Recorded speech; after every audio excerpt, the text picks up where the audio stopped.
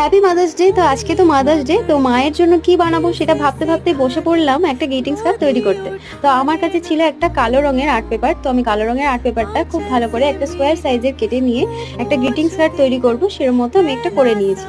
তো তার মধ্যে আউটলাইনটা দিয়ে নিয়েছি জুটের আঠার সাহায্যে, খুব ভালো করে জুটটা আমি বসিয়ে নিয়েছি আর তার উপরে কিছু সাদা ফুল করে দিয়েছি চারপাশটা, আর লতা পাতাও এঁকে দিয়েছি। ফুলগুলোর মাঝখানে আমি একটা করে মিরর বসিয়েছি, ডিপ সবুজ হালকা সবুজ এরকম লতা পাতা এঁকে দিয়েছি আর তার উপরে হ্যাপি মাদার্স ডে একটা স্লিপও বসিয়ে দিয়েছি। এখন আমি ওই স্লিপটা আঠার সাহায্যে খুব ভালো করে বসিয়ে নিলাম। গ্রিটিংস কার্ডের ভিতরে লেখা ছিল হ্যাপি মাদার্স ডে আর কিছু ফুল এঁকে দিয়েছিলাম আর তাকে দিয়েছিলাম আই লাভ ইউ মা, আর লাভ একটা সাইন দিয়েছিলাম আর কিছু হলুদ আর গোলাপি দিয়ে আমি একটা ফুল দিয়েছিলাম। তো যাই হোক, এটা করতে আমার 5 থেকে 10 মিনিট টাইম লেগেছে। তোমরা বলো তোমাদের এই কার্ডটা কেমন লেগেছে।